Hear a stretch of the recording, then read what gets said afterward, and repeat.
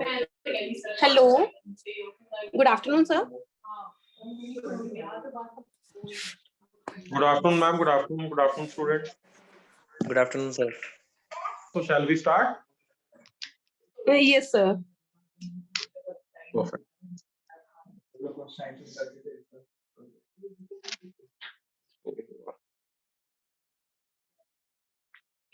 Hello, students.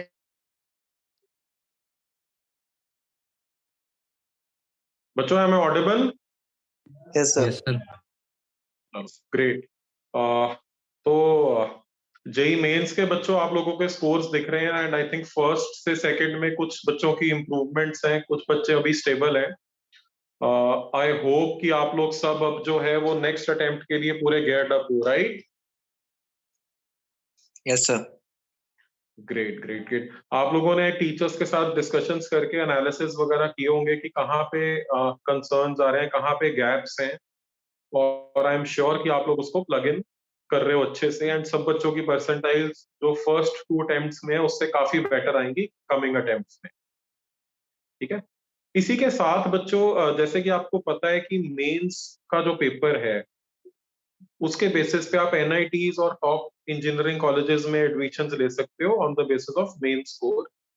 And Mains आपका एक parameter रहता है as a screening for JEE advance, right? Advance में आईआईटीज में एडमिशन के लिए आप लोगों को purely on the basis of JEE advance मिलता है, लेकिन every student is not allowed to appear in JEE advance, है ना? इसके साथ साथ एक चीज और जो है वो ये है कि एडवांस का जो पेपर का पैटर्न है that is very very unpredictable. आपको पता नहीं होता कि क्या पेपर आ सकता है, हर बार नया पेपर आ जाता है एंड क्वेश्चंस भी थोड़े टफ लेवल के आते हैं. तो जेई मेंस जब खत्म हो जाता है उसके बाद बच्चे काफी डायलेमा में होते हैं कि एक तरफ एडवांस होता है और एक तरफ बिट्स होता है कि दोनों में से किसकी प्रिपरेशन करें, किसकी तरफ जाएं, ना? तो आपके पास भी शायद ये क्वेश्चन होगा. आप सबको बिट्स की नॉलेज है कि नहीं है? सबसे पहले कि बिट्स नाम से एक कॉलेज और बिटसैट नाम से एक एग्जाम एग्जिस्ट करता है. Yes, sir.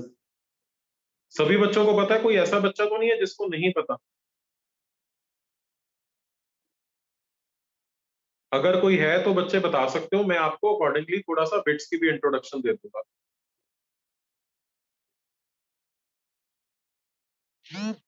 So I am assuming कि सब बच्चों को बिट्स का तो पता है.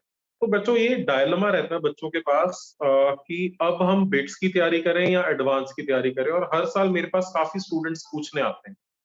तो as a rule of thumb बच्चों देखो, एडवांस की तैयारी उन बच्चों को आइडियली करनी चाहिए जिन बच्चों की 98 या 99 से अबव परसेंटाइल आई हुई है.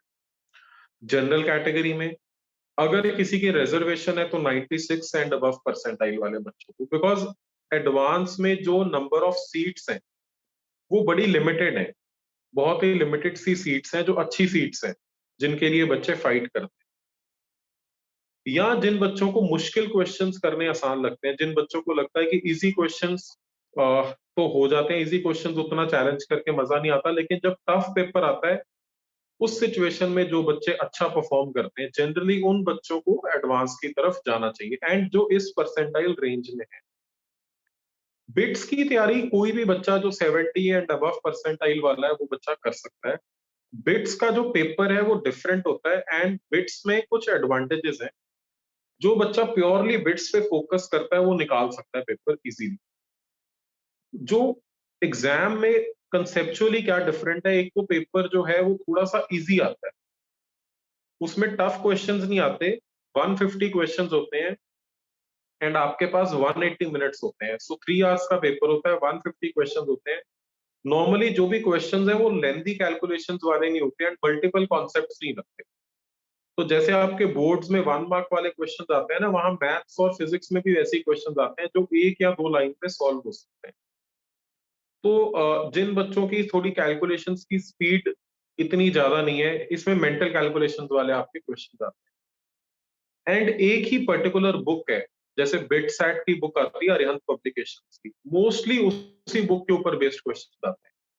तो अगर आप वो वाली book first question to last question अच्छे से सॉल्व कर लेते हो तो आपका बिट्स में एक अच्छा चांस बन जाता है, क्योंकि bits will not ask you tough questions, bits will not ask you lengthy questions, but speed चाहिए, बिकॉज बिट्स में speed is very important. Number of question ज्यादा होते हैं, जैसे जेई में 75 क्वेश्चन है, 180 मिनट्स है, यहाँ पे डबल है क्वेश्चन, 150 क्वेश्चन है एंड 180 मिनट्स ही है, तो you have on an average half the time पर क्वेश्चन। क्लियर है? तो इसमें पैटर्न क्या रहता है, फिजिक्स के 40 क्वेश्चंस आते हैं, केमिस्ट्री के 40 क्वेश्चंस आते हैं, मैथ्स के 45 आते हैं, इंग्लिश के 15 क्वेश्चंस आते हैं एंड लॉजिकल रीजनिंग के 10 क्वेश्चंस आते हैं। लॉजिकल रीजनिंग जितने भी बच्चों ने नॉन मेडिकल लिया हुआ उनका आराम से हो जाता है। इंग्लिश में आप बहुत ज्यादा एफर्ट नहीं कर सकते, आप सिर्फ वो जो बुक है उसमें से थोड़ा सा बेसिक ग्रामर के रूल्स आप लोग देख लो। मेजर फोकस आपका फिजिक्स केमिस्ट्री मैथ्स पे होना चाहिए। तो 150 मार्क्स का 150 क्वेश्चंस होते हैं and every question is for 3 marks, so 450 marks का पेपर होता है। एक और एडवांटेज क्या होती है इसमें कि इसमें आपको बोनस क्वेश्चंस भी मिलते हैं। अगर मान लो 150 क्वेश्चंस आपने 180 मिनट से पहले खत्म कर लिए और आपके पास टाइम बचा हुआ है, तो आप बोनस क्वेश्चंस अटेम्प्ट कर सकते हो। तो 12 बोनस क्वेश्चंस होते हैं, 4 from maths, 4 from physics, 4 from chemistry. तो आपको एक्स्ट्रा स्कोर करने का भी चांस मिलता है। लेकिन इसमें एक कैच है। कैच क्या है कि once you opt for bonus questions तो आपके पुराने 150 क्वेश्चंस गायब हो जाते हैं। जैसे जेई में उसी तरह से बिट्स भी ऑनलाइन होता है एंड आप लोग कितनी नंबर ऑफ टाइम्स वापस जाके अपना आंसर चेक कर सकते हो, उसको चेंज कर सकते हो, करेक्शन कर सकते हो। But once you go for bonus questions then you cannot come back to your 150 original question. तो बोनस क्वेश्चन पे तभी बच्चा जाए अगर पहले 150 क्वेश्चन अच्छे से हो गया। ऐसा ना करना कि बोनस क्वेश्चन के चक्कर में एग्जिस्टिंग वाले में भी कमी पेशियां रहती हैं, आप पहले ही बोनस की तरफ चले गए। ठीक है ना? तो ये एक छोटा सा कैच है जिसका ध्यान रखना है। बट इंपॉर्टेंट चीज क्या है कि जैसे advance is going to be a little tough, it is going to involve multiple concepts.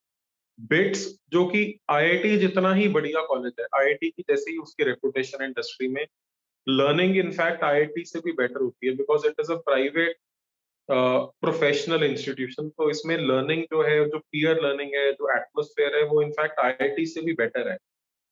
But इसको क्रैक करना रिलेटिवली इजी है अगर आप ये वाली बुक को अच्छे से फॉलो कर लेते हो। मैं बुक का नाम दोबारा बता देता हूँ बच्चों, बिटसैट की बुक आती है अरिहंत पब्लिकेशंस। इजी क्वेश्चंस होंगे, सिंपल क्वेश्चंस होंगे, पेपर में भी इस बुक में भी डायरेक्ट क्वेश्चंस होंगे, ज्यादा कैलकुलेशन नहीं लगेगी, ज्यादा टाइम नहीं लगेगा। आप लोग इस बुक को first question to last question complete कर सकते हो। इसी बुक के साथ एक सीडी भी आती है, उस सीडी को अगर आप फॉलो कर लेते हो तब भी आप अच्छे से उसमें से क्वेश्चंस की प्रैक्टिस कर सकते हो। क्लियर है यहां तक? Yes sir. ग्रेट। एक चीज को और ध्यान रखने की जरूरत है बच्चों की, इसमें नेगेटिव मार्किंग जो है वो 1/4 नहीं होती, 1/3 होती है। करेक्ट क्वेश्चन के लिए आपको +3 मिलेगा एंड नेगेटिव जो है वो -1 होता है। जैसे वहां पे जेई में और एडवांस मेंस में एडवांस में +4 -1 है, यहाँ पे +3 -1 है, राइट? तो नेगेटिव मार्किंग थोड़ी सी ज्यादा है। ठीक है? एलिजिबिलिटी क्या है कि आपका 75% से ऊपर स्कोर होना चाहिए फिजिक्स केमिस्ट्री मैथ्स को मिला के, एग्रीगेट जो एवरेज स्कोर है तीनों सब्जेक्ट का, एंड हर सब्जेक्ट में एटलीस्ट 60% तो होनी चाहिए। तो किसी एक में अगर 59 है, दो में 95 है, मान लो ओवरऑल 75 क्रॉस हो गया, you will not be eligible. सब में 60% मार्क्स तो चाहिए ही चाहिए, तीनों सब्जेक्ट्स में, फिजिक्स में भी, केमिस्ट्री में भी, मैथ्स में भी, और तीनों का aggregate should be above 75%। So this is the eligibility. 2 attempts होती हैं, जिस साल आपने +2 दी है एंड उससे अगले साल। तो जैसे इस बार जब आप लोग एग्जाम दोगे तो 2021 में जो लोग बोर्ड के एग्जाम्स दे रहे हैं एंड जिन बच्चों ने 2020 में दिया था, दोनों बच्चे एलिजिबल हैं। इसके अलावा कोई और एलिजिबल नहीं है। अगर किसी ने 2019 में एग्जाम दिया था या अगर किसी ने 2022 में एग्जाम देना है 12th का, तो वो बच्चे एलिजिबल नहीं है बिटसैट में अटेम्प्ट करने के। सर ये Clear है? एग्जाम होता कब है? ये एग्जाम बेटे नॉर्मली एडवांस के आसपास होता है, ऑनलाइन होता है। इस बार की जो टेस्ट की डेट्स हैं वो 24 से 30 जून है, टेंटेटिव। 24 टू 30 जून 2 स्लॉट्स में होता है, सुबह 9 to 12, दोपहर को 2 से 5। कोई भी स्लॉट आ सकता है, आप अपने टेस्ट स्लॉट की बुकिंग कर सकते हो अपनी मर्जी से। तो फॉर्म्स ऑलरेडी ओपन है, लास्ट डेट 29 ऑफ मई है फॉर्म फिल करने की। आप अभी आज भी अप्लाई कर सकते हो और थोड़े टाइम के बाद एक विंडो खुलेगा, I think end of April का टाइम है जो विंडो खुलेगा जब आप अपनी स्लॉट बुकिंग करवा सकते। क्लियर है? Yes sir. Yes, sir. Sir वो जो 60% वो मेंस में है। बेटे मैं सारा भी बिट्स का, आज का session purely on the bits है, मैं आपको बिट्स का बता रहा हूँ। वैसे सर जो आपने एलिजिबिलिटी क्राइटेरिया बताया। हाँ, एलिजिबिलिटी क्राइटेरिया ये बिट्स का बताया, जो जेई मेंस के बेसिस में है वो कॉलेजेस टू कॉलेजेस वेरी करता है। जैसे आप एनआईटीज और आईआईटीज की अगर बात करोगे तो आपका 70% अबव या टॉप 20% टाइप, इन दोनों में से कुछ होना चाहिए। ऑल्दो इस बार कोविड के कारण इन्होंने रिलैक्सेशन दी है थोड़ी सी कि टॉप 20% होना कंपलसरी नहीं है, बट नॉर्मली ऐसा होता है कि आपने जिस भी बोर्ड में पेपर दिया, जैसे मान लो आप हिमाचल बोर्ड से दे रहे हो, तो हिमाचल बोर्ड का जो टॉप 20% है वो या 70%, दोनों में से जो भी छोटा है उससे ज्यादा वाले एलिजिबल है। छोटे का मतलब जैसे फॉर एग्जाम्पल अगर मान लो हिमाचल बोर्ड की जो टॉप 20% है दैट इज 68% एंड 70%, तो which is smaller? 68 is smaller, तो 68 से ऊपर वाले सारे बच्चे एलिजिबल। अगर हिमाचल बोर्ड की टॉप 20% 72% आ जाती, 72% ऑफ मार्क्स आ जाते हैं, तो 72 और 70 इज स्मॉलर, तो 70 एंड अबव वाले सारे बच्चे eligible. This is for NITs and IITs. Bits में 75% आपको एग्रीगेट चाहिए with 60% in each subject. Clear है अभी तक बच्चों? Yes, sir. कोई क्वेश्चन अभी तक? सर जो इस एग्जाम की कट ऑफ वगैरह होती है वो कितनी होती है? जैसे 150 हम कितने करेक्ट करें कि हो जाएगी सिलेक्शन? देखो बेटा, इसमें सब्जेक्ट वाइज जाती है। इसमें 3 कैंपस हैं इंडिया में, Pilani, Goa and Hyderabad. Pilani number 1 campus है, सबसे पुराना कैंपस है, उसके बाद गोवा आया था, 3rd नंबर पे हैदराबाद है। तो अगर आपने कंप्यूटर साइंस ब्रांच लेनी है पिलानी में तो 375 टू 385 के बीच में कहीं पे कट ऑफ जाती है आउट ऑफ 450। अगर आप गोवा में आ जाते हो तो ये अराउंड 350 आ जाती है, अगर आप हैदराबाद आ जाते हो तो 345 आ जाती है। अगर आप लोएस्ट ब्रांच की बात करते हो तो अराउंड 250 टू 260 मार्क्स तक आपको कोई ना कोई ब्रांच मिल जाती है। पिलानी में भी मिल जाती है, पिलानी में अबाउट 270 तक मिल जाती है, गोवा में 260 तक मिल जाती है और गोवा में 250 तक, 240 तक भी पिछले साल गई थी, बिकॉज पिछले साल पेपर थोड़े से टफ आए थे तो कट ऑफ ड्रॉप की थी। अदरवाइज 2016 से हर साल कट ऑफ हायर ही जा रही थी। लास्ट ईयर फिर थोड़ी सी ड्रॉप की है कट ऑफ, बिकॉज एग्जाम थोड़ा सा टफर साइड पे आया था एज कंपेयर टू जो उसकी पुरानी हिस्ट्री है। कोर्सेज मेनली क्या क्या है यहाँ पे? 2 तरह के कोर्स हैं जो मैंने आगे कवर करना था इसके बाद। एक है इंटीग्रेटेड फर्स्ट डिग्री प्रोग्राम्स, जिनको हम बैचलर्स ऑफ इंजीनियरिंग या बैचलर्स ऑफ टेक्नोलॉजी बीई या बीटेक बोल देते हैं। इसमें आपके पास कंप्यूटर साइंस ब्रांच ऑलमोस्ट सभी कैंपस में है, electronics and communication Hyderabad and Goa campus में है, electrical and electronics Pilani, Goa और हैदराबाद तीनों कैंपस में है, फिर इलेक्ट्रॉनिक्स एंड इंस्ट्रूमेंटेशन है, फिर मैकेनिकल है, फिर केमिकल है, फिर सिविल है। तो ये ब्रांचेस हैं आपके पास 4 ईयर बैचलर्स डिग्री के लिए। एक जो बिट्स की स्पेशलिटी है, वो स्पेशलिटी क्या है? इनके एमएससी प्रोग्राम्स। क्यों स्पेशल है मैं आपको अभी थोड़ी देर में बताता हूँ, बट एमएससी ये लोग ऑफर करते हैं नॉन मेडिकल स्टूडेंट्स के लिए 4 ब्रांचेस में। 1 is physics, 1 is chemistry, 1 is mathematics and 1 is economics. तो ये 4 सेक्शन में हो जाती है। क्यों ये इंपॉर्टेंट है और क्यों ये बिट्स के लिए डिफरेंट है, मैं इसके बारे में आपको अभी थोड़ी सी डिटेल में बता देता हूँ बच्चों। बिट्स में जैसे आप अगर आईआईटी में 5 ईयर प्रोग्राम करते हो या एनआईटी में 5 ईयर प्रोग्राम करते हो, जिसको ड्यूल डिग्री बोला जाता है आईआईटी की लैंग्वेज में या फिर एनआईटी की लैंग्वेज में, उसको ड्यूल डिग्री बोलते हैं। उसमें आपको एक ही डिग्री मिलती है, उसमें आपको एक ही डिग्री मिलती है एंड वो जब आप एडमिशन करवाते हो जेई मेंस या जेई एडवांस के बेसिस पे, उसी टाइम पे डिसाइड हो जाता है कि आपको कौन सी मिलेगी। बिट्स इस मामले में बहुत ही डिफरेंट है। बिट्स क्या करता है? बिट्स में आपका, मान लो आपने एमएससी इकोनॉमिक्स में एडमिशन ले, राइट, तो आपका एमएससी इकोनॉमिक्स तो श्योर हो गया, लेकिन आप इंजीनियरिंग कौन सी करोगे वो आज डिसाइड नहीं होगा, वो 1 साल के बाद डिसाइड होगा। आप फॉर 1 ईयर आप लोग जो है वो अपनी engineering, because first year of engineering is common for every branch, first year आप लोग सभी ब्रांचेस वालों के साथ जो 4 ईयर डिग्री वाले प्रोग्राम्स हैं उनके साथ आप लोग फर्स्ट ईयर का कोर्स करोगे। फर्स्ट ईयर में 2 सेमेस्टर्स होंगे, दोनों सेमेस्टर्स का जब रिजल्ट आ जाएगा तो फर्स्ट ईयर के मार्क्स के बेसिस के ऊपर आपकी काउंसलिंग होगी डिसाइड करने के लिए कि आप इंजीनियरिंग किस फील्ड में करने का। तो जितनी भी इंजीनियरिंग ऑफर हो रही हैं उस पर्टिकुलर ब्रांच में, मान लो आप बिट्स पिलानी में हो या बिट्स गोवा में हो या बिट्स हैदराबाद में हो, जिस भी बिट्स में हो, उसमें जिस तरह की इंजीनियरिंग है उसमें एमएससी वाले सारे बच्चे इक्वली डिवाइड होते हैं। मतलब समझने के लिए, मान लो हम पिलानी की बात करते हैं तो पिलानी में इकोनॉमिक्स, फिजिक्स, मैथ्स और केमिस्ट्री 4 एमएससी हैं। लेट्स अज्यूम चारों में 100 सीट्स है तो 400 स्टूडेंट्स हो गए। अब लेट अस अज्यूम कि वहां पे 8 तरह की इंजीनियरिंग होती है, computer science, electronics, instrumentation, mechanical, civil, chemical, है ना, ये सारी मिला के मान लो 8 होती है, तो 8 में ये 200 बच्चे इक्वली डिवाइड होने वाले। So every branch will get 50 students each.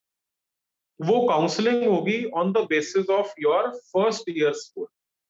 तो बिट्स में ये एडवांटेज हो जाता है कि अगर आप इनिशियली बिट सेट के एग्जाम में अच्छा नहीं भी स्कोर कर पाए, आपका स्कोर पीछे भी रह गया, तो आप एमएससी लेके फर्स्ट ईयर में मेहनत करके आप कंप्यूटर साइंस में या इलेक्ट्रॉनिक्स में इंजीनियरिंग कर सकते हो।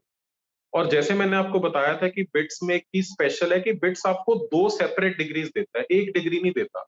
तो मान लो जो बच्चे टॉप 50 में आ गए, एंड इस टाइम पे आप लोग टॉप रैंकर से compete नहीं कर रहे जो पहले कंप्यूटर साइंस लेके बैठे हो, आप सिर्फ एमएससी वाले बच्चों से compete कर रहे हो, बिकॉज आपकी काउंसलिंग एमएससी वालों के कंपैरिजन में होगी। तो एमएससी वाले जो 200 स्टूडेंट्स थे हमारे एग्जाम्पल में, उसमें से जो टॉप 50 में आ गए, सॉरी, अगर 200 स्टूडेंट्स थे तो टॉप 25 में आ गए अगर 8 ब्रांच, तो वो टॉप 25 वाले बच्चे कंप्यूटर साइंस ब्रांच कर रहे होंगे। So even if you score less in BITSAT, अगर आप एमएससी ले लेते हो तो आपके पास चांस है। और जब आप ग्रेजुएट करोगे तो आपको एक बीई या बीटेक की डिग्री मिलेगी जो नॉर्मल 4 ईयर वालों बच्चों को मिल रही है, और दूसरी आपको एमएससी की डिग्री मिलेगी। तो आप 2 डिग्रीज लेके जाओ। आप प्लेसमेंट्स के लिए भी जो रेगुलर इंजीनियरिंग कर रहे हैं उन बच्चों के साथ ही आप लोग अटेम्प्ट कर सकते हो इंजीनियरिंग ऑल्सो, इंजीनियरिंग की प्लेसमेंट। तो कंप्यूटर साइंस मान लो जिस बच्चे को मिल जाती है, वो जो कंपनीज प्रोफाइल्स कंप्यूटर साइंस वाले बच्चों के लिए ओपन करेंगे उसमें भी आप लोग बैठ सकते हो। ठीक है, तो ये बहुत इंटरेस्टिंग चीज है, and this is specific only for bits. And इसकी क्लैरिटी बहुत ही कम बच्चों को है, जिस वजह से कि एमएससी की कट ऑफ्स इतनी हाई नहीं जाती। बच्चों को पता नहीं है कि this is a very strong opportunity to get into a top branch. Even if अगर आपकी अभी प्रिपरेशन, जैसे कोविड के कारण ऑफलाइन क्लासेस नहीं हो पाई, रेगुलरिटी नहीं बच पाई, अगर कुछ पीछे रह गए, तो अगर आप एमएससी के थ्रू एंट्री कर लेते हो तो you stand a very solid chance of getting into a top branch at BITS. ठीक है, तो this is one interesting thing specifically for BITS, और किसी ब्रांच के लिए ये चीज एप्लीकेबल नहीं है। अब एक क्वेश्चन इसमें ये आ जाता है कि सर फिर हमारे में और बाकी बच्चों में डिफरेंस क्या होगा जो 4 ईयर वाले हैं। तो डिफरेंस ये होगा बच्चों की, जैसे एमएससी आपको पता है मास्टर्स डिग्री नॉर्मली 2 इयर्स की डिग्री होती है, 2 साल में पूरी होती है, बट आपका तो 5 साल ही लग रहे हैं, एक ही साल लग रहा है। तो जो बाकी के 1 साल की पढ़ाई है वो कैसे हो रही है? वही 1 साल की पढ़ाई में आप लोग डिफरेंट हो जाओगे फ्रॉम रेगुलर बीटेक वाले बच्चों से। जैसे मान लो कोई भी कोर्स है, कोई भी ब्रांच है, मैकेनिकल है, कंप्यूटर साइंस है, इलेक्ट्रॉनिक्स है, उसमें कुछ कंपलसरी सब्जेक्ट्स होते हैं और कुछ ऑप्शनल सब्जेक्ट्स होते हैं। ऑप्शनल सब्जेक्ट्स का क्या मतलब होता है कि बच्चा अपनी मर्जी से चूज कर सकता है। जैसे फॉर एग्जांपल अगर कंप्यूटर साइंस में बच्चा कर रहा है तो फर्स्ट ईयर को सब ब्रांच का कॉमन है, second, third and fourth year में कुछ इलेक्टिव सब्जेक्ट्स आ जाते हैं जो आप अपनी मर्जी से चूज कर सकते हो। अब यहाँ पे क्या बच्चों आ जाता है कि जो कंप्यूटर साइंस वाले बच्चे हैं, जैसे फॉर एग्जांपल वो लोग आर्टिफिशियल इंटेलिजेंस का चूज कर सकते हैं, रोबोटिक्स चूज कर सकते हैं, एल्गोरिदम्स का कुछ चूज कर सकते हैं। So there can be multiple option, data analytics choose कर सकते हैं, जिनमें से कोई भी ऑप्शन को अपनी मर्जी से चूज कर सकते हैं। जो एमएससी वाले बच्चे होंगे उनके पास ये चॉइस नहीं होगी, वो अपनी मर्जी से इलेक्टिव्स चूज नहीं कर सकते। वो कंपलसरी सब्जेक्ट्स करेंगे अपनी ब्रांच जो उनको इंजीनियरिंग की अलॉट होती है आफ्टर फर्स्ट ईयर की मार्क्स के बेसिस पे, फर्स्ट ईयर की सीजीपीए के बेसिस पे, फर्स्ट ईयर की परफॉर्मेंस के बेसिस पे जो काउंसलिंग होती है उसके बेसिस पे आपको जो भी ब्रांच मिलती है आप उसके कंपलसरी सब्जेक्ट्स करोगे और इलेक्टिव्स आप करोगे जिस ब्रांच में आपकी एमएससी है। तो मान लो आप एमएससी इकोनॉमिक्स वाले बच्चे हो तो आपके जो जो ऑप्शनल सब्जेक्ट्स होंगे कंप्यूटर वाले बच्चों के लिए या मैकेनिकल वाले बच्चों के लिए, जिस भी ब्रांच में आप जाते हो आपके पास वो चॉइस नहीं होगी, आपको अपनी एमएससी वाले सब्जेक्ट करना है। इसी कारण से आप जो 2 साल की एमएससी है वो 1 साल में कंप्लीट कर पाओगे, बिकॉज जो बच जाएंगे कोर्स वो आप 5th ईयर में करोगे एंड जो अप टू 4th ईयर आपके इलेक्टिव्स होने थे वो इलेक्टिव्स आप एमएससी वाले करोगे। सो बेसिकली आप क्या, आपको एडवांटेज क्या हो जाएगा कि एक तो आपके पास अच्छी ब्रांच चूज करने का ऑप्शन है, सेकेंड आपकी एमएससी जो है वो 2 साल की बजाय 1 साल में हो रही है, तो you are saving on one crucial year in your academics. तो ये दो मेजर एडवांटेजेस हैं जिन कारण से कि एमएससी वाले course is a very very strong course in bits. ठीक है, समझ में आया बच्चों के, कोई कंफ्यूजन है? मैं काफी सिंप्लीफाई करके एक्सप्लेन करने की कोशिश की है मैंने, बट फिर भी अगर कोई कंफ्यूजन है तो आप पूछ सकते हो बच्चों।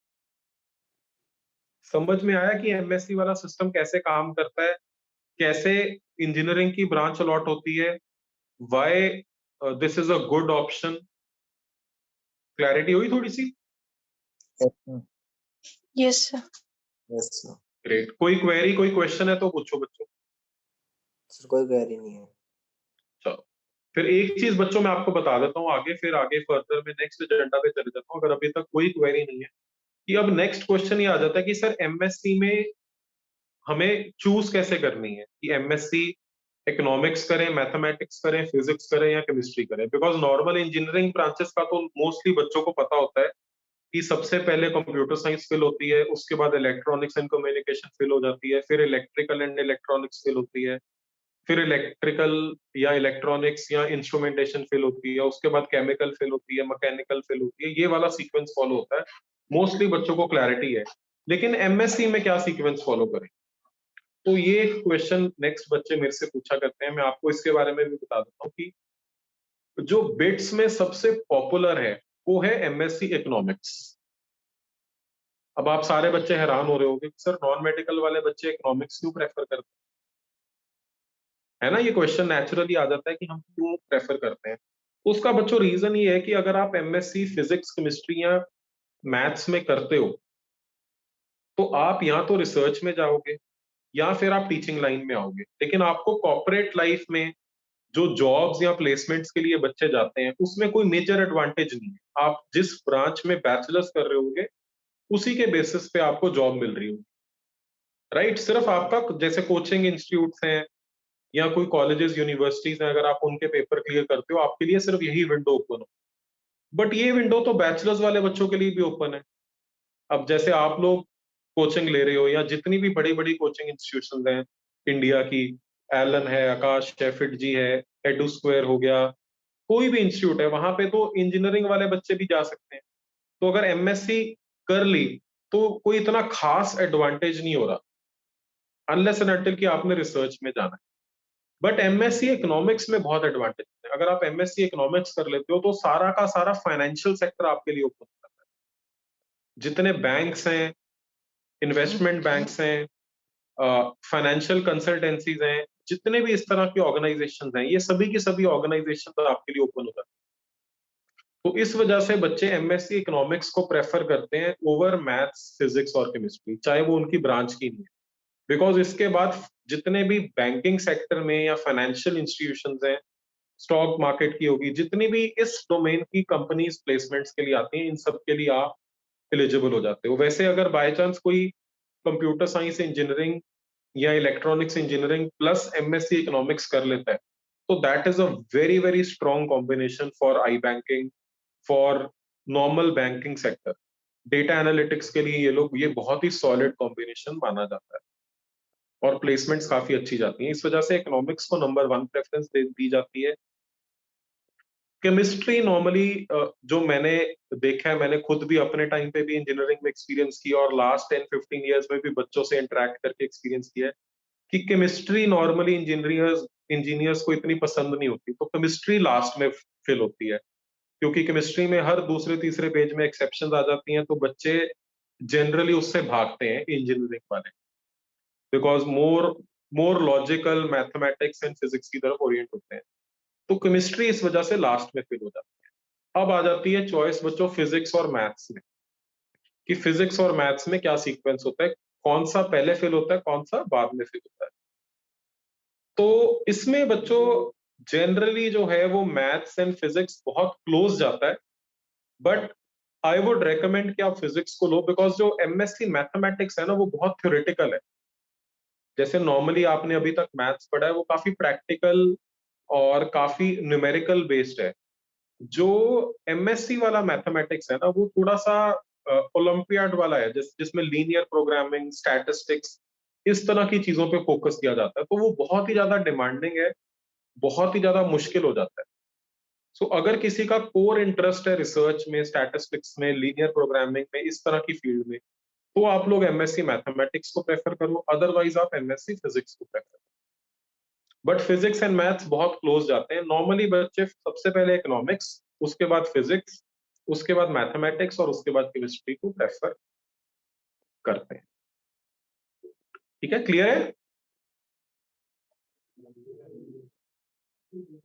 Yes sir. ठीक है। अब बच्चों जो पॉइंट्स मैंने कवर करने थे जो बिट्स को लेके इंपॉर्टेंट है एंड जो नॉर्मली बच्चे पूछते हैं, मैंने सारे पॉइंट्स कवर कर लिए हैं।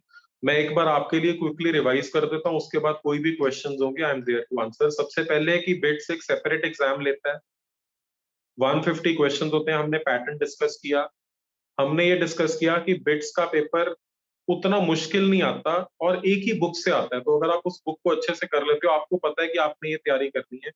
मैं नॉर्मली बच्चों को कहता हूँ अगर एक बार बुक कंप्लीट कर ली तो सेकंड टाइम कर लो, सेकंड टाइम कर ली थर्ड टाइम कर लो, कुछ नया करने की जरूरत नहीं है, बिकॉज मोस्टली पेपर उसी बुक से आता है। स्पीड वाला टेस्ट होता है, आपको स्पीड पे करना पड़ता है, जिसकी स्पीड ज्यादा बिल्डअप हो जाती है वो कर लेता है। छोटी छोटी कैलकुलेशंस होती हैं, ज्यादा लंबी कैलकुलेशंस नहीं होती हैं, एंड आपको एक्यूरेसी का रिवॉर्ड मिलता है, बिकॉज नेगेटिव मार्किंग 33% है अगेंस्ट 25%, नेगेटिव मार्किंग ज्यादा। इसके बाद हमने एलिजिबिलिटी की बात की, overall 75% aggregate in PCM with 60% in each subject, है ना। फिर उसके बाद हमने कोर्सेज की बात की, इंटीग्रेटेड कोर्सेज की, जो फर्स्ट डिग्री कोर्सेज हैं, जो बैचलर्स डिग्री 4 ईयर कोर्सेज हैं। फिर हमने एमएससी वाले प्रोग्राम्स की बात की, जो 5 ईयर कोर्सेज हैं। आप जब एमएससी कर लेते हो तो आप अपनी इंजीनियरिंग की फील्ड कैसे चूज करते हो, इसके बारे में डिस्कशन की हमने। सिर्फ एमएससी वालों से कंपटीशन होता है, why MSc is a good option. हमने ये डिस्कस किया कि बिट्स आपको 2 डिग्रीज सेपरेट देता है, कैसे आप इंजीनियरिंग वाली जिसमें आप बैचलर्स कर रहे हो उसकी प्लेसमेंट के लिए भी बैठ सकते हो, कैसे आप मास्टर्स में बैठ सकते हो। फिर हमने डिस्कस किया कि एमएससी में जो ऑप्शंस आती हैं उनमें से किस ऑप्शन को नॉर्मली बच्चे प्रेफर करते हैं। सो ये सारे के सारे पॉइंट्स हमने बिट स्पेसिफिक डिस्कस कर लिए, और मैंने आपको बताया कि एप्लीकेशन ऑलरेडी ओपन है and 29 May is the last date, but आप जल्दी अप्लाई कर सकते हो तो बहुत अच्छी बात है। एंड एग्जाम की जो टेंटेटिव डेट्स हैं वो 24 टू 30 जून के बीच में है tentatively, right. So these are the points that we have discussed till now. If any question is there, I am happy to answer. तो जैसे आपने कहा कि बिट सेट इजी होता है एज कम्पेयर टू एडवांस, और एक किताब में से आता है, मतलब उसी पे बेस्ड आता है, तो एडवांस में क्यों ज्यादा अपीयर करते हैं बच्चे?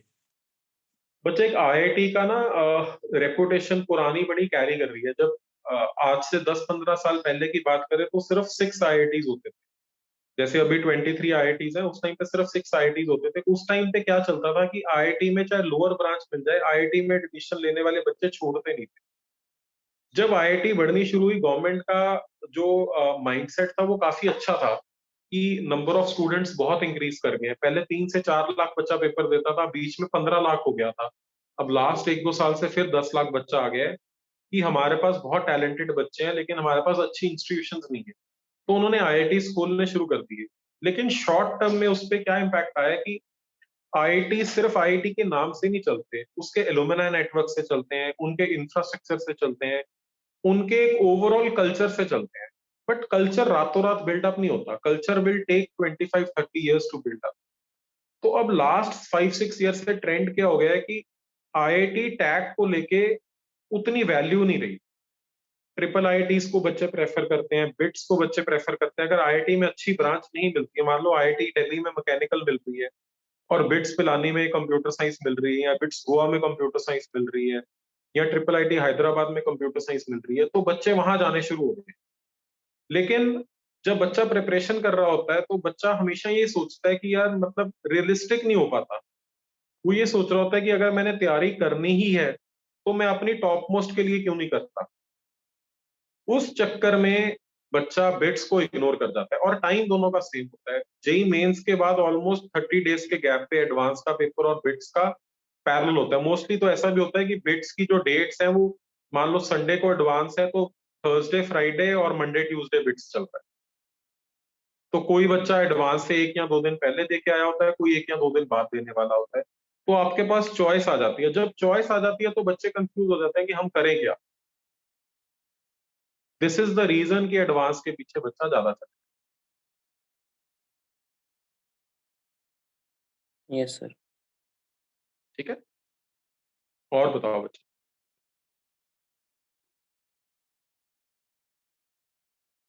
लास्ट 2-3 इयर्स में मैंने ऐसे बच्चे देखे हैं जिनका 1000 ऑल इंडिया रैंक है जेई एडवांस में, अंडर 1500 रैंक है जेई मेंस में, मतलब 99.9 के अराउंड परसेंटाइल्स हैं, और वो बच्चे बिट्स पिलानी या बिट्स गोवा से कंप्यूटर साइंस कर रहे हैं।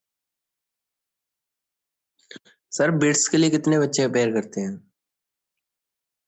बिट्स में बच्चे around 3 lakh students, 2.5 to 3 lakh students attempt करते हैं पेपर। और सर सीट्स कितनी होती हैं? सीट्स बेटा कम है, सीट्स तो बहुत ज्यादा नहीं है। Exactly I think around 2000 seats हैं, अप्रोक्सीमेटली 2000 सीट्स तीनों कैंपस को मिला के, पिलानी, गोवा एंड हैदराबाद को मिला के।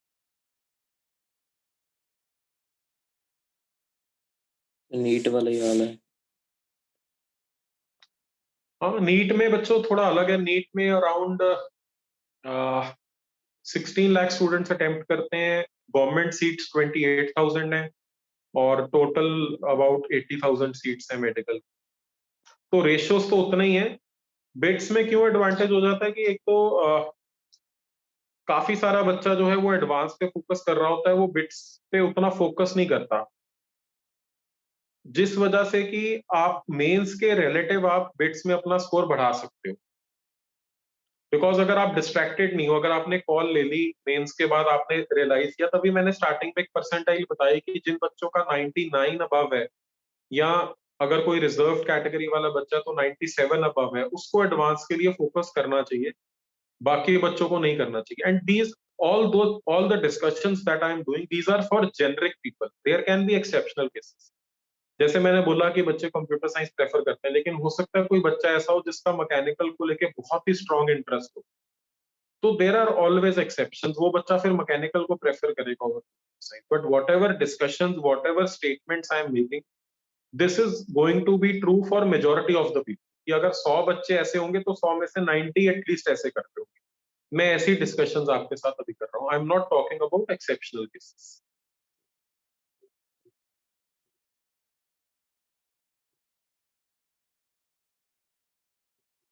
और तो बताओ मेंस के बच्चों। बाद 20-25 दिन ही मिलते हैं फिर इसके लिए?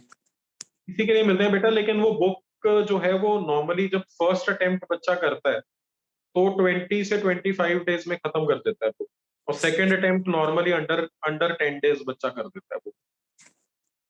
मतलब आप लोग अभी से भी स्टार्ट कर सकते हो वो बुक। उसमें थोड़ा सा मेंस में भी आपको हेल्प मिल सकती है। कुछ चैप्टर्स जैसे जो हैं वो आप अभी, या जब आपके बोर्ड एग्जाम्स खत्म हो जाते हैं उस टाइम पे भी कर सकते हो, क्योंकि मेंस का भी सारा पेपर टफ नहीं होता। मेंस में भी 20 to 25% पेपर इजी आता है। कॉन्सेप्चुअल क्वेश्चंस आते हैं जो न्यूमेरिकल बेस्ड क्वेश्चन नहीं आते हैं, वो आपकी ये वाली बुक में भी कवर हो जाता उससे केमिस्ट्री तो सेम ही रहती होगी? है। केमिस्ट्री में बेटा ऑर्गेनिक इनऑर्गेनिक सिमिलर रहती है। ऑर्गेनिक में भी थोड़ा सा चेंज आ जाता है। जैसे ऑर्गेनिक में थोड़े बहुत क्वेश्चंस मैकेनिज्म बेस्ड आते हैं, यहाँ पे वो नहीं आएंगे, यहाँ पे डायरेक्ट आएंगे। फिजिकल में ज्यादा डिफरेंस आ जाता है। जैसे फिजिकल केमिस्ट्री में जो क्वेश्चंस आते हैं नॉर्मली जो मेंस के हैं वो 4 to 5 स्टेप्स में सॉल्व होते हैं, बट बिट्स में नॉर्मली 1 या 2 स्टेप ऑफ कैलकुलेशन पे सॉल्व होता है। सर मेंस में भी नहीं आया अभी तक तो ऑर्गेनिक का क्वेश्चन मैकेनिज्म के बेस पे? हाँ कम आते हैं यार, पर फिर भी चांसेस होते हैं आने के, यहाँ पे बिल्कुल नहीं आते अभी तो। और जब से ऑनलाइन होना शुरू है तब से पेपर रिलेटिवली थोड़े से इजी हो गए हैं as compare to previous years जब ऑफलाइन होता था, बट फिर भी चांस रहता है आने का। बिट्स में बिल्कुल भी नहीं आता।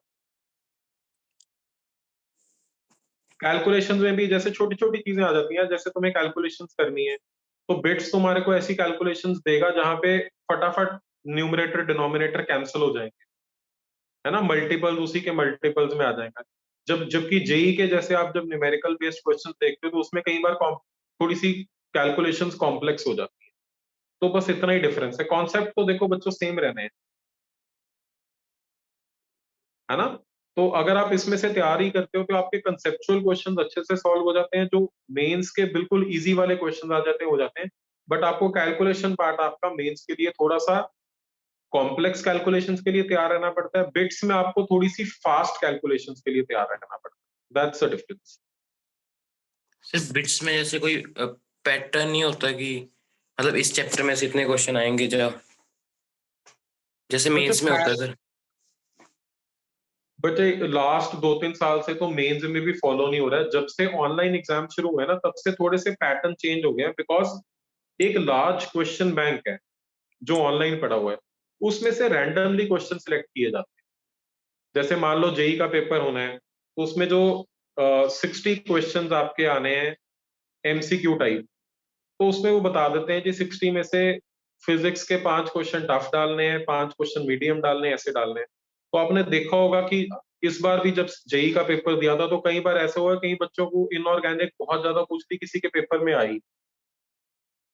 तो सिमिलरली बिट्स में भी थोड़ा बहुत वेरिएशन आता है, ऐसे फिक्स नहीं है कि एक पर्टिकुलर चैप्टर की इतनी वेटेज है, बिकॉज बिट्स तो जेई के पहले से ही ऑनलाइन एग्जाम चल रहा है। तो ऑनलाइन एग्जाम में स्पेसिफिकली पेपर सेट नहीं किया जाता, क्वेश्चन बैंक में से क्वेश्चन सिलेक्ट किए जाते हैं, पुल किए जाते हैं। तो स्पेसिफिक चैप्टर स्पेसिफिक आप जा नहीं सकते।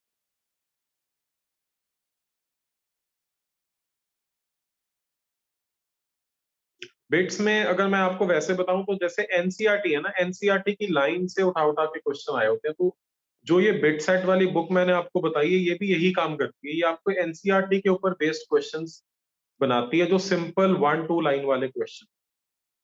इसीलिए इस बुक से पेपर लगता है कि इस बुक से आया, एक्चुअली वो एनसीईआरटी से आ रहा होता है। बट एनसीईआरटी पढ़ के आप वहां पे पहुंच नहीं पाओगे प्रिपरेशन में, because it is an objective test, you will get confusing options. तो आप जब इस बुक से प्रैक्टिस करते हो तभी आपका अच्छी ऑप्शंस क्लियर होती है, तभी आपका एग्जाम क्लियर होता है। Basically it is purely NCERT based.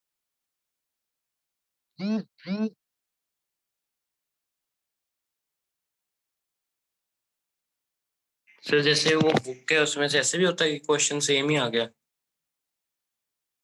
आ जाता है बेटा, लगभग सिमिलर क्वेश्चन आ जाते हैं, या थोड़ी बहुत जैसे कंसेप्चुअल क्वेश्चन कई बार डायरेक्ट आ जाते हैं, और न्यूमेरिकल वाले जो क्वेश्चन है उसमें थोड़ी बहुत वैल्यू चेंज है, लेकिन टाइप सारे कवर हो जाते हैं। कंसेप्चुअल क्वेश्चंस कई बार यहाँ डायरेक्ट भी आ जाते हैं, मतलब ऑप्शंस हो सकता है एबीसीडी जंबल्ड अप होंगी, but similar question, similar concept, similar answer. आपने कट ऑफ कितनी बताई थी बिट्स पिलाने के लिए? पिलानी में बेटा कंप्यूटर साइंस नॉर्मली 375 टू 385 के बीच में जाती है। इलेक्ट्रॉनिक्स जो है वो नॉर्मली 340 की रेंज में चले जाती है। इंस्ट्रूमेंटेशन 320, 310 के आसपास मैकेनिकल। एमएससी इकोनॉमिक्स भी 310 के अराउंड। जो बाकी एमएससीज हैं वो 290 से 300 के बीच में कहीं पे। सिमिलरली केमिकल सिविल इंजीनियरिंग जो है ये भी 280 से 290 295 के बीच में कहीं पे जाती है। सर इसमें भी परसेंटाइल सिस्टम होता है? बेटा है तो सब जगह ही परसेंटाइल सिस्टम। ये बेसिकली बिट्स में क्या होता है कि बिट्स की वेबसाइट पे कट ऑफ आ जाती है कि ये फर्स्ट राउंड की कट ऑफ है, जिन बच्चों का 375 या 380 से अबव स्कोर है वो सारे बच्चे अप्लाई कर सकते हैं। तो उन्होंने अपने यूनिट मैट्रिक्स वर्क किए हुए हैं, मान लो 100 सीट्स है, उनको लगता है कि वो 100 या 120 स्टूडेंट्स जहाँ पे आ जाते हैं वहां पे कट ऑफ डिक्लेयर कर देते हैं कि इससे ऊपर वालों को ये वाली ब्रांच आ रही है। उनको चॉइस दी जाती है ज्वाइन करने के लिए, जितने ज्वाइन कर लेते हैं वो ठीक हो जाते हैं, जितनी सीट्स बच जाती हैं फिर नेक्स्ट कट ऑफ आ जाती है। सर ये राउंड बनते हैं सर जैसे? हाँ जी बेटा। जैसे राउंड बनते हैं, राउंड 1 2 हाँ 3 कई बार। सिमिलरली हाँ वैसे ही राउंड चलते हैं, 5 to 6 राउंड होते हैं, बिट्स में भी काउंट्स होते हैं। ये जो मैं आपको कट ऑफ्स बता रहा हूँ, ये लास्ट राउंड के बाद की कट ऑफ बता रहा हूँ, जहां पे क्लोज हुआ। तभी मैं आपको रेंज बता रहा हूँ, बिकॉज 2018 में अलग नंबर था, 2019 में डिफरेंट था, 2020 में डिफरेंट है, 2021 में डिफरेंट होगा। So which is why I am sharing range की 375 टू 385, 270 टू 290, इस तरह से। अल्टीमेटली तो बेटा कंपटीशन ही नहीं है। जैसे अगर मान लो 3 लाख बच्चा पेपर दे रहा है और कंप्यूटर साइंस में 200 सीट्स हैं, तो वो जो फर्स्ट 200 टॉप रैंक्ड बच्चे होंगे जिन्होंने सीट लेनी है, उन्हीं को ही मिलता है।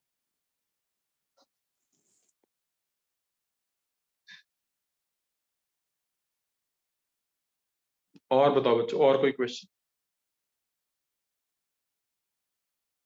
No sir. Great. Any other student बच्चे? Any query? No sir. चलो ग्रेट बच्चे, अगर कोई क्वेश्चन नहीं है तो कोई कंसर्न नहीं। जो इंपॉर्टेंट पॉइंट्स थे मैंने सभी आपसे ऑलमोस्ट डिस्कस कर लिए हैं। एक दो चीजें और बतानी जरूरी है आपको कि बिट्स की जो रेपुटेशन है, आपको इसी से पता चल जाएगा कि आप लोगों का जब ये प्रोग्राम शुरू हुआ था ऊना सुपर 50, तो उस टाइम पे एडीसी सर थे अरिंदम सर, और डीसी सर थे प्रजापति सर, राकेश प्रजापति सर। दोनों ही बिट्स पिलाने के लिए बनाए।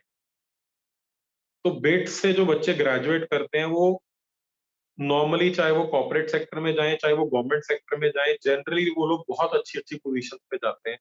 सो that shows the legacy, the importance, the value of BITS as a brand.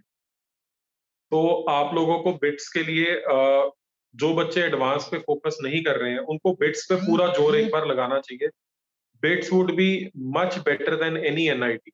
अगर आप जेई मेंस में मान लो आप टॉप 1000 टू 2000 रैंक्स 99.8 परसेंटाइल के आसपास आ जाते हो, अगर आप 320 330 स्कोर बिट्स में कर जाते हो, तो आप उसी जोन में चले जाते हो। एंड इसको करना रिलेटिवली इजियर है, बिकॉज आपको एक ही बुक पे फोकस करना है। आपको पता है कि अगर हमने ये वाले क्वेश्चंस अच्छे से कर लिए तो we stand a very very solid chance. तो आपको इसको काफी सीरियसली लेना चाहिए, एक बार सोचना चाहिए इसके बारे में, एंड पूरी शिद्दत से पूरी मेहनत करके इसको देना चाहिए। जिस बच्चे का क्रैक हो गया और जिसने ज्वाइन कर लिया, they are in for a very very amazing career. मतलब आज तक मेरे को कोई भी स्टूडेंट बिट्स के तीनों कैंपस में से ऐसा नहीं मिला जो डिससैटिस्फाइड है। आईआईटी से, एनआईटी से, पेक से, डीटीयू से फिर भी कई बार बच्चा आ जाता है जो कहता है कि सर उतना मजा नहीं आ रहा, इस चीज की प्रॉब्लम है। लेकिन बिट्स से मैंने आज तक हमेशा खुश बच्चे ही देखे। So definitely it should be given a serious consideration, जितनी इंपॉर्टेंस आप मेंस को दे रहे हो। एट द सेम टाइम जो आने वाले 2 अटेम्प्ट्स हैं आपके मेंस पे, उन पे भी अच्छे से फोकस करो, उन पे भी अच्छे से जोर लगाओ, सो दैट जितनी भी पुरानी 2 साल की मेहनत थी उसका अब आउटपुट लेने का टाइम है। This is the final lab. जब हमने स्टार्ट किया था सेशन, तो आपको याद होगा हमने एक वर्ड यूज किया था, मैराथन, कि this is a marathon preparation. ये 2 साल की लंबी लड़ाई है जो हमने लड़नी है। अब उसके लास्ट वाले लैप्स आ गए। तो जब आप इनिशियली जॉग कर रहे थे, अब लास्ट में स्प्रिंट मारने का टाइम आ गया है।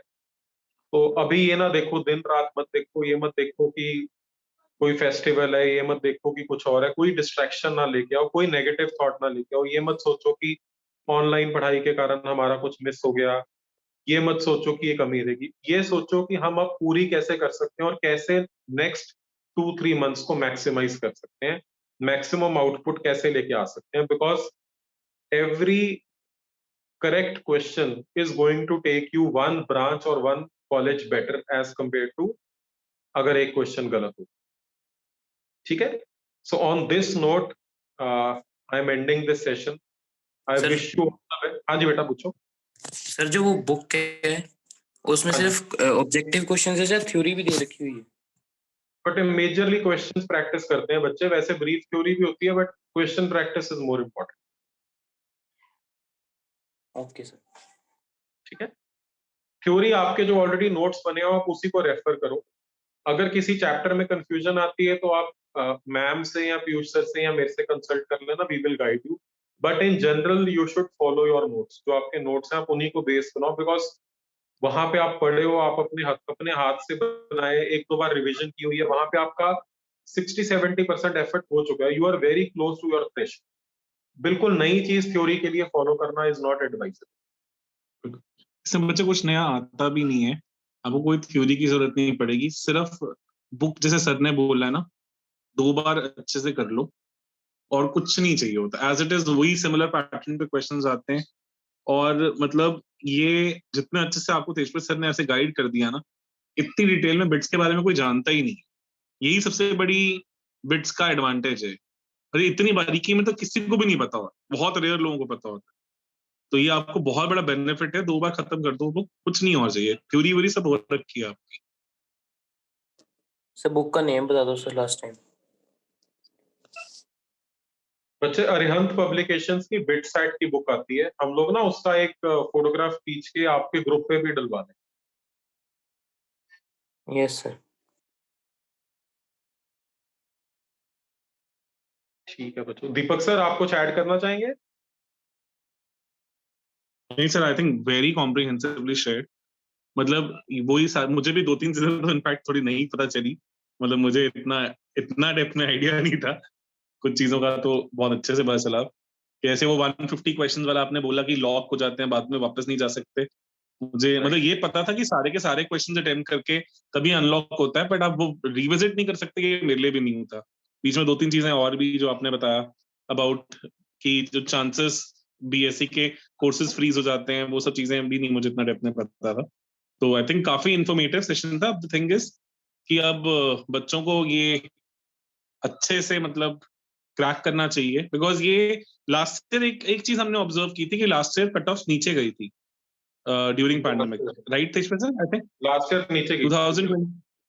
अबाउट हाँ जी, 10 to क्या 15 पता, marks हर ब्रांच पीछे गई, डाउन गई।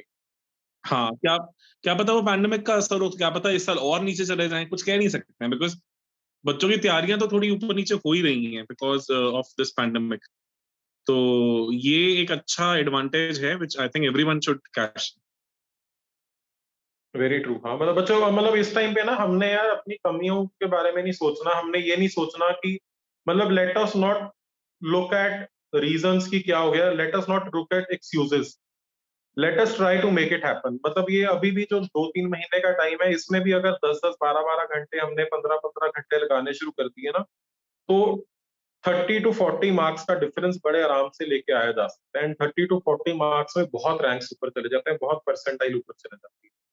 तो किसी भी तरह का कोई भी नेगेटिव थॉट मत लेके आओ इस टाइम पे अपने माइंड में, बस प्लानिंग करो, डिस्कशन करो, टीचर से डिस्कस करो और काम करते रहो, क्वेश्चन सॉल्व करते रहो, एक एक चैप्टर को और थॉरो करके कंप्लीट करते रहो और आगे बढ़ते रहो। ठीक है, मतलब इस टाइम पे ना 2 वर्ड्स हैं मैं कई बार बच्चों के साथ काउंसलिंग में यूज करता हूँ कि आइडियल प्रिपरेशन की बजाय ऑप्टिमल प्रिपरेशन पे चले। आइडियल में क्या होता है, बच्चा कहता है मैंने सब कुछ सीख लेना है जी, मैंने इसी सेम कॉन्सेप्ट को 4 जगह से देखना है, 4 वीडियोस देखनी है, पूरा वो करना है। उससे ज्यादा ऑप्टिमल में चले जाओ, सीधा देखो कि ये इसमें से क्या क्या कुछ एग्जाम में आता है, किस तरह के क्वेश्चन पूछे जाते हैं, वो मेरे को आते हैं, उनकी प्रैक्टिस करो, प्रीवियस ईयर क्वेश्चंस देखो, जो अभी आपने 2 बार अटेम्प्ट किया उसमें से जो क्वेश्चंस आए थे उनको देखो, नेक्स्ट टॉपिक पे चले जाओ, बस टॉपिक क्लोज करते जाओ। एग्जाम क्रैक करने के माइंडसेट से ऑब्जेक्टिव अपने दिमाग में रखो कि हमने एग्जाम में अपना स्कोर मैक्सिमाइज करना है। अब इस टाइम पे सब्जेक्ट सीखने पे फोकस हो, अब सब्जेक्ट सीखने का टाइम नहीं है, अब सिर्फ एग्जाम क्रैक करने के ऊपर focus. So on this note I think we'll take a leave. अगर आपको किसी भी टाइम पे बच्चों दोबारा हेल्प की जरूरत हुई किसी और एग्जाम को लेके या कुछ भी क्वेरीज होंगी, तो we will keep another session. बाकी हम लोग आगे आपको काउंसलिंग को लेके भी काफी सारे सेशंस करते रहेंगे, so we'll continuously be in touch, don't worry, we'll be there to help you जब तक आप लोग स्कूल अपने अपने रिस्पेक्टिव कॉलेजेस में एडमिशन लेंगे। ठीक है, keep working hard, God bless you.